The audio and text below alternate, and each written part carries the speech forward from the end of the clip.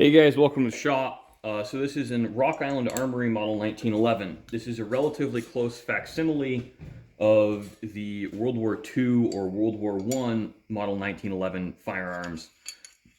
However, it does have some differences to the World War I models in that it has a slightly extended beaver's tail, but it has a flat mainspring housing. So it's kind of a hybrid, cosmetically speaking.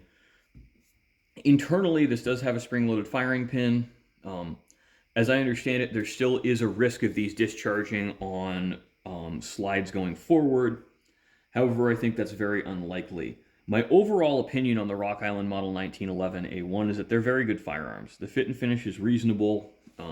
They have a reasonably tight slide-to-frame fit. We have a little bit of play, but nothing excessive. Next to no vertical play, it's lateral. And I'm not going to take that out. I don't think a super tight fit on anything 1911 is a good idea. My big complaint on these, and this is something that has to do with every 1911 ever, is this stupid swinging barrel link. I think it was not necessarily a lazy design, but not the most well thought out.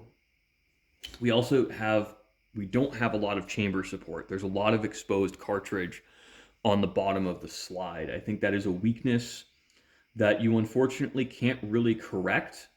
You look at that in later higher pressure cartridge firearms. This is in 45 ACP. That would not be considered acceptable because of the risk of case rupturing. Now, I do think that it's acceptable and not a massive safety issue, at least in the Rock Island's case, and in most 1911's cases, is because this gun is running a 45 ACP, which is a very low pressure cartridge.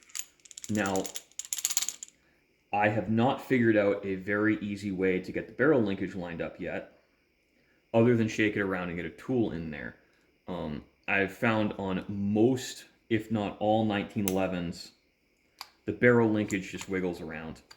It's kind of free in there and it does what it does.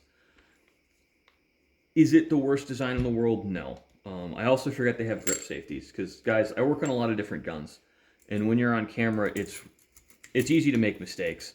But I like these. I think that they're good firearms. They're at a reasonable price point, and I genuinely believe these are comparable to the original Colt World War I and World War II quality of build. They do use some metal injection molded parts.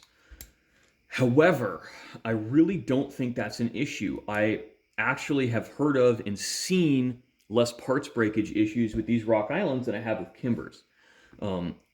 I think that if you're looking for a 1911 to shoot and enjoy, I'd buy one of these over a Kimber every day of the week and twice on Sunday. I simply can't justify Kimber. I think they're coasting on their name. And as a single action gun, the manual of arms with these is a little bit different than our more modern handguns, because this design now really basically is about 120 years old. While this is the model of 1911, as I understand it, development started on these in 1906, 1907, on what would become the 45 ACP model 1911 with i.e. the tilting bolt swinging link system. And this does have a two-piece feed ramp. That's not ideal, so that half the feed ramp's on the frame, half the feed ramp's on the barrel. You know what, let me just disassemble the firearm again and I will show you.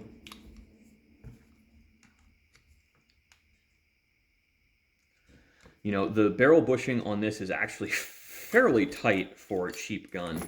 And that's where you get into more or less luck of the draw with the less expensive handguns, is some of them are really well fit, some of them aren't. Now, an aftermarket tight barrel bushing on a 1911 is not a big deal. I have installed a couple of them already. But, I think that for peak accuracy, yes, absolutely. But there's a lot of other stuff to go look at first before you start looking at a barrel linkage, and frankly, I do think sights are the big ones. We are spoiled today. These are very low profile sights. But if you look at this barrel, this is half of your feed ramp, basically. And this is the other half of your feed ramp. So this is exaggerated, but if you look on camera, that's your feed ramp. That is how the cartridges feed into the chamber. And that's why these guns really don't do great with hollow points, because there's a step. Now, if you go with aftermarket barrels, and some of the newer guns will have a one-piece feed ramp, and I'll actually just field strip my PCR quickly. Now, I know people will cringe at hitting that with a hammer, but this is my gun. It gets shot a lot, and it's already been refinished twice because I shoot it a lot. I carry it in the shop. It does get heavily worn. You see the feed ramp difference? This guy on the left, this is a one-piece feed ramp. You also see the evolution of the cam track is cut into the barrel instead of having a swinging link. And you do also additionally see the evolution in just the barrel hood profile. But when we plonk a cartridge in here, we do see a lot more chamber support in the CZ than we do in the 1911. There's quite a bit of room here where you could effectively get what people refer to as the Glock smile. That's not unique to Glock. That's just a partially supported chamber thing.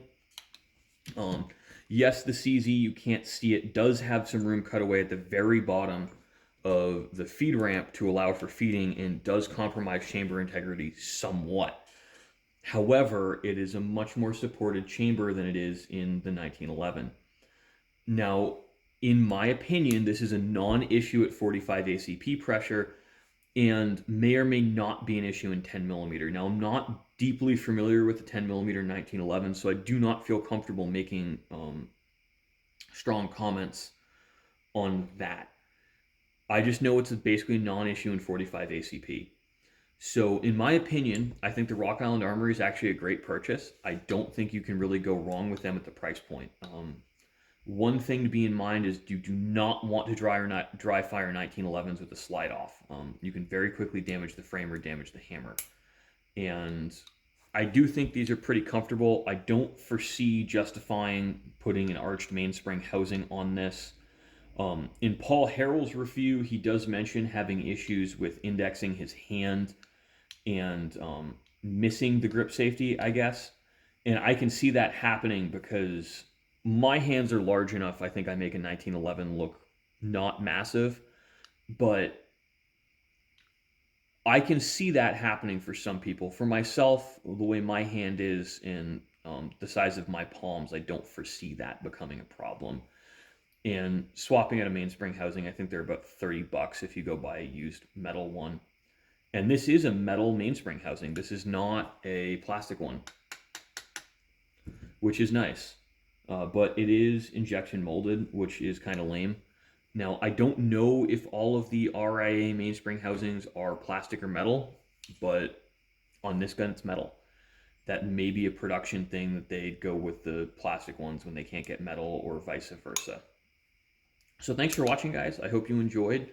And this might be the start of a series of me looking at firearms in my shop and doing a little bit deeper dive into their mechanics.